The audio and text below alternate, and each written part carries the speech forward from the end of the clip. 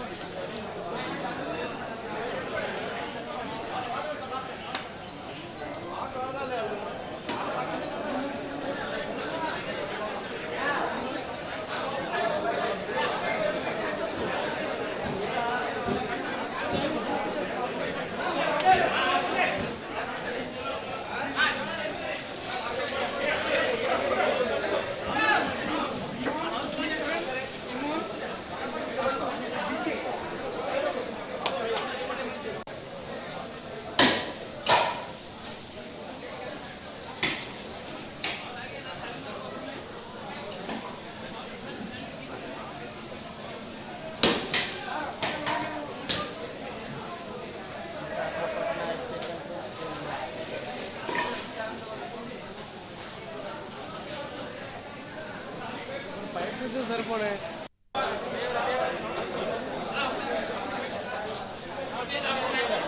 ఎక్కువ ఉంది ఇలాంటప్పుడు ఫైర్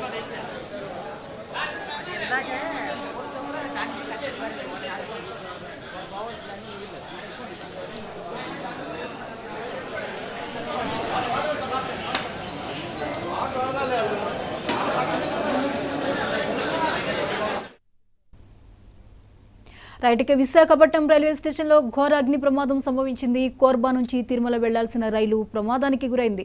విశాఖపట్నం వచ్చి ఇక్కడి నుంచి ఈ రోజు మధ్యాహ్నం తిరుమల వెళ్లాల్సిన రైలు 4వ నెంబర్ ప్లాట్ఫామ్ వద్ద ఆగి ఉన్న సమయంలో ప్రమాదానికి గురైంది. ఇక ఈ అంశంపై మరిన్ని వివరాలని లైవ్ లో అందించడానికి రీజనల్ కోఆర్డినేటర్ కిరణ్ సిద్ధంగా ఉన్నారు. కిరణ్, చెప్పండి, ఇప్పుడు దాకా జరిగినటువంటి ఈ సిచ్యువేషన్ మనం చూస్తే మొత్తం స్టేషన్ అంతా కూడా విజువల్స్ లో మనకు కనిపిస్తున్నాయి. దట్టమైన పొగలతో కమ్ముకున్నటువంటి సిచ్యువేషన్ కనిపిస్తోంది. అసలు ఈ ప్రమాదంపై అధికారులు ఏమంటున్నారు?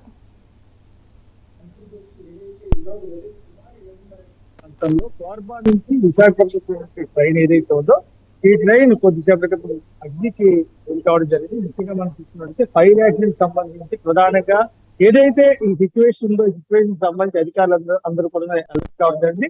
అయితే కోర్బా నుంచి విశాఖపట్నం ఏదైతే ఈ ట్రైన్ ఉందో ఇది తిరుమల వెళ్లాల్సింది. ఈ రోజు మధ్యాహ్నం 2:30 ప్రాంతంలో విశాఖ నుంచి తిరుమల బయలుదేరింది. ఈ నేపథ్యంలో ఈ ప్రమాదం జరిగినట్టుగా మనకు తెలిసింది. ప్రధానంగా కేవలం ఆస్తి నష్టం మినహా ఎటువంటి ప్రాణ నష్టం లేకపోవడంతో అధికారులందరూ కూడా ఊపిరి పీల్చుకున్న పరిస్థితి. ముఖ్యంగా ఏసీ కోచెస్ ఏ ఉన్నాయి, ఈ కోచెస్ నుండి ఈ ప్రమాదం జరిగిన అధికారులు గుర్తించారు. వెంటనే ఏదైతే రైల్వే అగ్నిమాపక సిబ్బంది ఉందో ఆ సిబ్బంది వెంటనే అలర్ట్ అయ్యి ఈ మంటలు కూడా అదుపు చేయడం జరిగింది. అయితే ఇంకో పక్క మనం చూసుకున్నట్టు ఈ ప్రమాదానికి సంబంధించి ప్రధానంగా టెక్నికల్ ఆస్పెక్ట్స్ లో సాంకేతిక సమస్య వల్ల ఈ ప్రమాదం జరిగినట్టుగా ఇప్పటికే అధికారులు కూడా ఒక అంచనాకు రావడం. ప్రధానంగా ఎటువంటి ప్రాణ నష్టం లేకపోవడానికి అధికారులందరూ కూడా ఊపిరి తీసుకున్న పరిస్థితి. అయితే ఆశ్చర్యం మాత్రం పెద్ద ఎత్తున జరిగిందని చెప్పాలి. ఏదైతే విశాఖపట్నం 4వ నెంబర్ ప్లాట్ఫామ్ నుండి ఈ ట్రైన్ కు ఆగి ఉన్న నేపథ్యంలో ఈ ప్రమాదం చోటు చేసుకుంటూ ఎవరికి కూడా ఎటువంటి ఇబ్బందులు కూడా కలగలేదు. వెంటనే అధికారులు అదేవిధంగా అగ్నిమాపక సిబ్బంది ఎలా కావడంతో సార్ చెప్పండి సార్, ఏంటి పరిస్థితి, అసలు ఈ అగ్నిమాపక సంబంధించి ఎలా జరిగింది, అసలు ఏంటి అంటున్నారు సార్? అందరూ అలా లైవ్ లైవ్ చెప్పండి చెప్పండి సార్ చెప్పండి సార్ సార్ లైవ్ ఈ ప్రమాదానికి గల కారణం ఏంటారు? ప్రమాదానికి కారణం ప్రాథమిక విచారణ ప్రకారం అయితే ఎలక్ట్రికల్ షార్ట్ సర్క్యూట్ అని భావిస్తున్నామండి. పూర్తి విచారణ చేస్తే కానీ మనకు అవగాహనకి అయితే రాలేమండి. అంటే ఏదైనా ఇబ్బందులు ఏమైనా తలెత్తాయి అసలు? అంటే ఇది ఆగి ఉన్న ట్రైన్ కి సిచ్యువేషన్ జరిగిందా? నెక్స్ట్ ఏదైతే ఇప్పుడు తిరుమల వెళ్లాల్సి ఉంది ట్రైన్ అయితే దీన్ని బోగిని ఎలాగా వీటిని అటాచ్ చేస్తుంది? సో ఇక్కడ అయితే ఇది ఆగి ఉన్న ట్రైన్ కార్బో సుమారుగా ఉదయం 7 గంటలకు రావడం జరిగింది. ఇది ఆగి ఉన్న ట్రైన్ అంటే ఆగి ఉన్న ట్రైన్ లోనే ప్రమాదం జరిగింది. ప్రమాదం జరిగేటప్పుడు ట్రైన్ లో ఎటువంటి ప్రయాణికులు కానీ సిబ్బంది కానీ ఎవరు కానీ లేరు. సో అలాగే మాకు ఫైర్ కాల్ వచ్చిన వెంటనే మేము రావడం జరిగింది. కాకపోతే వచ్చినప్పుడు కూడా ఇక్కడికి రావడానికి వెహికల్స్ రావడానికి ఎటువంటి మార్గం లేకపోవడం వల్ల బయట నుండి హోసులు ఎత్తుకొని ఫైర్ ఫైటింగ్ చేయవలసి వచ్చింది. అలాగే ఇక్కడ ఉన్న కొంత నీటిని కూడా ఉపయోగించుకున్నాము. దానివల్ల ఎటువంటి ఫైర్ స్ప్రెడ్ అవ్వకుండా మిగతా వాటికి వ్యాపించకుండా పబ్లిక్ ఎటువంటి ఇబ్బంది లేకుండా భోగిగా పరిమితం చేసి ఫైర్ కంట్రోల్ చేయగలిగామండి. మొత్తం ఓవరాల్ ఎన్ని బోగీలు ఫైర్ యాక్సిడెంట్ గురయ్యాయి? ఫైర్ యాక్సిడెంట్ లో B7 అని ఒక్కొక్క బోగి అయితే పూర్తిగా డ్యామేజ్ అవ్వడం జరిగింది. దాని హీట్ వల్ల అటువైపు ఉన్న M1 ముందు వైపు ఉన్న B6 కూడా కొద్ది మొత్తంలో డ్యామేజ్ అయ్యింది. ఒక బోగి అయితే పూర్తిగా డ్యామేజ్ అయ్యి పార్షియల్ గా అటాచ్డ్ గా ఉన్న 2 బోగీలు డ్యామేజ్ అయ్యింది హీట్ వల్ల. అంటే M1 కూడా యాక్సిడెంట్ M1 కూడా కొంచెం హీట్ వల్ల డ్యామేజ్ అయింది. ఓకే, ఓవరాల్ గా అంటే దీనికి సంబంధించి దర్యాప్తు ఏ రకంగా చేస్తున్నారు? ఇది టెక్నికల్ ఆస్పెక్ట్ ఇక్కడ ఉన్న చూసే వెండర్స్ కానీ మొదటి విట్నెస్ కానీ విషయం కనుక్కొని ఎందుకు జరిగింది ఏంటి అనేది చూసి, అలాగే ఇటువంటి యాక్సిడెంట్లు భవిష్యత్తులో జరిగితే ఎటువంటి జాగ్రత్తలు తీసుకోవాలి, ఫైర్ వెహికల్ వచ్చేంత వరకు వెయిట్ చేయకుండా ఇక్కడ హైడ్రెంట్ పాయింట్లు వేసి దాన్ని ఎలా ఆఫ్ చేయాలనే దానిలో ఒక ప్లాన్ ప్రిపేర్ చేసుకొని మా సుపీరియర్ కి పంపించి వాళ్ళ దగ్గర నుండి పర్మిషన్ తీసేసుకొని ఇక్కడ రైల్వే వాళ్ళకి ఇచ్చి దాన్ని కస్టమైజ్ చేసి భవిష్యత్తులో ఇలాంటి ప్రమాదం జరిగితే నిమిషాల్లో ఆపేటట్టు ఒక ప్లాన్ అయితే ప్రిపేర్ చేయాలని అనుకుంటున్నామండి. Thank you sir, thank you very much. ఇది ప్రస్తుతం మనం చూస్తున్నట్టే ఏదైతే B6 అదే విధంగా M1 పాక్షికంగా అగ్నికి అవకాశం జరిగిందని, మరోవైపు పూర్తిగా ఏదైతే B7 వచ్చిందో అది పూర్తిగా కూడా ఫైర్ యాక్సిడెంట్ గురైందని చెప్పి ఉన్నటువంటి అగ్నిమాపక సిబ్బంది అందరూ కూడా చెప్తారు. మరోవైపు అధికారులు అయితే మాత్రం ట్రైన్ లోపలికి అంటే ఇక్కడ ఉన్నటువంటి ప్లాట్ఫామ్ 4వ నెంబర్ ప్లాట్ఫామ్ లో ఉన్న నేపథ్యంలో ఫైర్ యాక్సిడెంట్ జరిగిన నేపథ్యంలో ఇక్కడికి రావడానికి కొంత ఇబ్బంది ఎదురయ్యాయని చెప్పి వెహికల్స్ ఏవి కూడాను ఫైర్ వెహికల్స్ ఏవి వచ్చి మంటలు అందించేసే పరిస్థితి ఇక్కడ కనిపించలేదని చెప్పి దీంతో కొంత ఇబ్బంది అయితే ఎదురైంది, కొంత ఆలస్యం అయితే జరిగింది. ఇక్కడ ఉన్నటువంటి ఏదైతే లోకల్ గా ప్లాట్ఫామ్ మీద ఉన్నటువంటి వాటర్ సోర్స్ చేసామని చెప్పి ఉన్నటువంటి అగ్నిమాపక అధికారులు అయితే చెప్తున్నారు. మొత్తం మీద ప్రజలకు ఎవరికి జరగలేదని చెప్పి ఎటువంటి ముట్టుకోవట్లేదని చెప్పి కేవలం సాంకేతిక లోపం కారణంగానే ఈ ప్రమాదం జరిగిందని చెప్పి ప్రాథమిక దర్యాప్తులో తేలినట్టుగా అధికారులు చెప్తున్న పరిస్థితి. అయితే ఉన్నటువంటి ప్రయాణికులు ఉంటుంది అంతా ఊహిస్తున్నారు. మరి కాసేపు అంటే సుమారు 2.5 గంటల ప్రాంతంలో తిరుమల ఎక్స్ప్రెస్ యథాతథంగా ఇక్కడి నుంచి విశాఖ నుంచి తిరుమలకు పంపించేందుకు అవసరమైన అదనపు బోగీలు ఏవైతే ఉన్నాయో ఇక్కడ కోర్బా నుంచి విశాఖపట్నం ట్రైన్ ఏదైతే ఉందో ఆ ట్రైన్ లో ఇప్పుడు మనం ఏదైతే ఫైర్ యాక్సిడెంట్ గురయ్యా ఈ 3 కోచెస్ ని కూడాను వేరేగా మార్పు చేసి ఈ తిరుమలకి అటాచ్ చేస్తామని చెప్పి చెప్తున్న పరిస్థితి. ఇక బీజేపీ నాయకులు మనం చూసుకున్నట్లయితే ఖచ్చితంగా ఇక్కడ బీజేపీ నాయకులు కొంతమంది ఉన్నారు. సార్ చెప్పండి నాగేశ్వరరావు గారు, ఏంటి ఈ యాక్సిడెంట్ సంబంధించి మీకు తెలిసిన సమాచారం ఏంటి? మాకు అందిన సమాచారం ఏంటంటే ఏదైతే బండి వచ్చి మళ్ళీ ప్లాట్ఫామ్ నుంచి వాషింగ్ లైన్ లోకి వెళ్ళిపోవాలి, దాన్ని పుష్ చేసిన సమయంలో ఈ ఏసీ బోగిలు ఇప్పుడు కూడా దూర ప్రయాణం చేసి వచ్చిన తర్వాత దాంతో జనరేట్ అవుతాయి, హీట్ జనరేట్ అవుతాయి. ఆ హీట్ జనరేట్ అయిన తర్వాత అందులో కొన్ని షార్ట్ సర్క్యూట్ జరిగాయని, ఆ షార్ట్ సర్క్యూట్ వల్లే ఈ బోగిలు కాలేదని మాకు ఇప్పుడు అందిన సమాచారం. అయితే అటువంటిది కూడా జరగకూడదు. కారణం ఏంటంటే అప్పుడు ప్రయాణికులు దిగిపోయారు కాబట్టి అదృష్టం వాషింగ్ లైన్ కి వెళ్తుంది కాబట్టి. అదే కానీ ఇక్కడ ఒకవేళ వాషింగ్ లైన్ లోకి వెళ్ళకుండా ప్రయాణికులు ఉంటే చాలా ఘోర ప్రమాదం జరిగే అవకాశం ఉంటుంది. ఏదైనా అదృష్టం పొందని ప్రయాణికులు దిగిపోయారు. దిగిన తర్వాత ఆ కోచ్లు లాగేటప్పటికి కొంత టెక్నికల్ స్టాఫ్ కూడా చెక్ చేస్తుంటారు, వీల్ చెక్ చేస్తుంటారు, హీట్ ఉందా, కింద ఎంత హీట్ ఉందంటే అప్పుడే లాగాలి.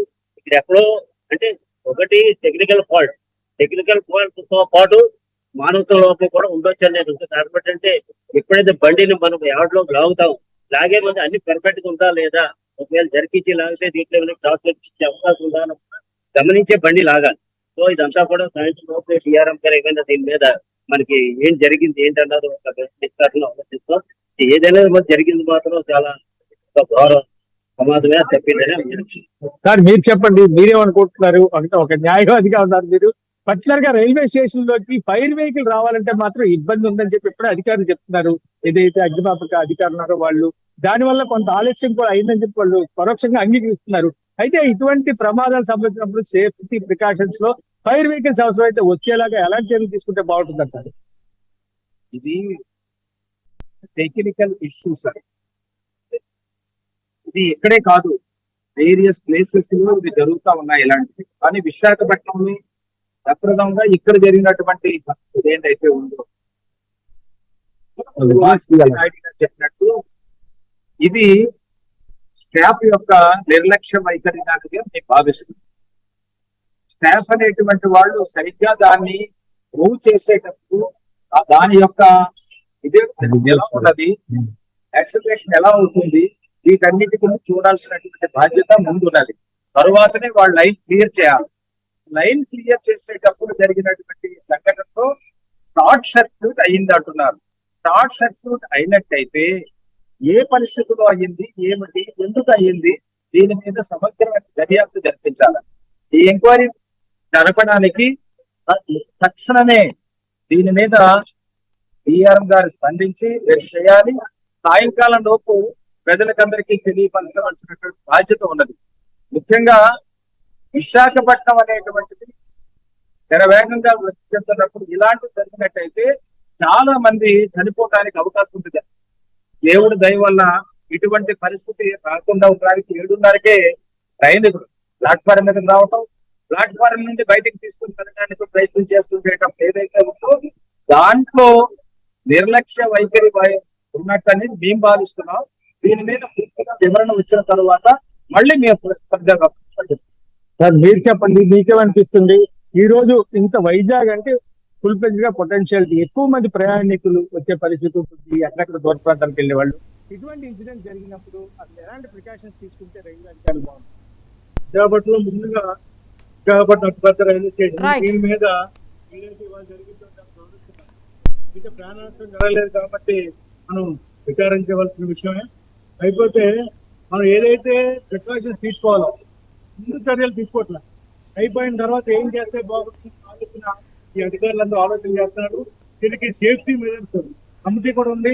ఆ కమిటీ కూడా ఎప్పటికప్పుడు ఆలోచన చేసి దీన్ని ఏ విధంగా చేయాలని చెప్తూ ఫైర్ స్టేషన్ లోపల ఫైర్ ఏదైతే మనం నిప్పు ఆర్పాలో ఆ ఇంజిన్ లోపల ఏ విధంగా మనం ఆర్పగలం అన్నది ఇందాక అవకాశం లేదని చెప్తారు. అది కూడా తప్పు జాగ్రత్తగా తీసుకోవాలి. అదే మా డిటిఆర్ గారు judge member DRS member Shankar గారు అదేవిధంగా మేము కూడా, ఎందుకంటే భారతీయ జనతా పార్టీ కార్యకర్తగా రైల్వే మంత్రి గారు కూడా తెలియజేస్తాము. వాళ్ళు కూడా ఒక టీమును పంపించి ఇక్కడ ఎంక్వైరీ చేసి ఏ విధంగా అయితే ముందుగానే తీసుకోవాలా, ముందు జాగ్రత్తగా ముందు అవుతుంది. అయిపోయిన తర్వాత క్షమించండి కొన్ని ఇవ్వడానికి మంచిది కాబట్టి ముందు చర్యలు ఏ విధంగా చెప్పాలన్నది భారతీయ జనతా పార్టీగా అదేవిధంగా కేంద్ర ప్రభుత్వం అధికారులు కాబట్టి మా మంత్రివర్గానికి కూడా తెలియజేసి ఒక టీంను ఏర్పాటు చేసి దీని మీద ముందుగా ప్రికాషన్ తీసుకునే అవకాశం. సార్ మీరు చెప్పండి. ఫైర్ ఇంజిన్ కోసం అడిగారు. రైల్వే స్టేషన్ లో ఫైర్ ఇంజిన్ వచ్చే పని యాక్చువల్ గా ఉండదు. దానికి యాక్సిడెంట్ ట్రైన్ అని ఉంటుంది. ఆ రిలీఫ్ ట్రైన్ ఇక్కడే ఉంటుంది. వెంటనే సైరన్ చేస్తే యాక్సిడెంట్ రిలీఫ్ ట్రైన్ వచ్చి అది కాకుండా ప్లాట్ఫామ్ మీద అయితే ఇక్కడ మీరు చూస్తున్నారు, గమనించండి. ఏదైతే వాటర్ పైప్ లైన్స్ ఉన్నాయో హెవీ ఫోర్స్ వస్తాయి, చూడండి మీరు చూడండి. ఫోర్స్ సరిపోతుంది కాబట్టి విశాఖపట్నం ఏ రైల్వే ప్లాట్ఫామ్ మీద కూడా ఫైర్ ఇంజిన్ రావాల్సిన అవసరం లేదు. ఆ వాటర్ ఫోర్స్ సరిపోతుంది. Thank you sir. ఇది ప్రస్తుతం మనం చూసుకున్నట్టయితే ఈరోజు మనం చూడొచ్చు విశాఖపట్నం జరిగిన ప్రమాదం ఏదైతే ఉందో ట్రైన్ కోర్బా విశాఖ ఎక్స్ప్రెస్ విశాఖ నుంచి తిరుమల వెళ్లాల్సిన ట్రైన్ సంబంధించిన జరిగిన నేపథ్యంలో అధికారులందరూ కూడా పూర్తిగా అప్రమత్తం. ముఖ్యంగా టీఆర్పీ కావచ్చు, ఆర్పీఎఫ్ కావచ్చు, వీళ్ళందరూ కూడా పూర్తిగా ఎల్లప్పుడూ ఎవరికి ఎటువంటి ప్రాణ నష్టం జరగకుండా చర్యలు తీసుకున్నారని చెప్పి, ఇంకో పక్క ఏదైతే బీజేపీ నేతలు వాళ్ళు కూడా ఖచ్చితంగా దీని మీద డిఆర్ఎం ఒక నివేదిక ఇవ్వాలని చెప్పి అసలు ప్రమాదానికి గల కారణాలు ఏమిటి, ఏదైతే సేఫ్టీ ప్రికాషన్స్ ముందు తీసుకోవాలని చెప్పి చేతులు కాలేక ఆకులు పట్టుకున్న సందర్భంగా కాకుండా అన్ని చర్యలు తీసుకుంటే బాగుంటుందని చెప్పి బీజేపీ నేతలు కూడా చెప్తున్న పరిస్థితి. ఇది ఇక్కడ ఈ రోజు విశాఖపట్నం రైల్వే స్టేషన్ లో జరిగినటువంటి తాజా పరిస్థితి ఫైర్ యాక్సిడెంట్ సంబంధించి. Jyoti. Right, thank you Kiran.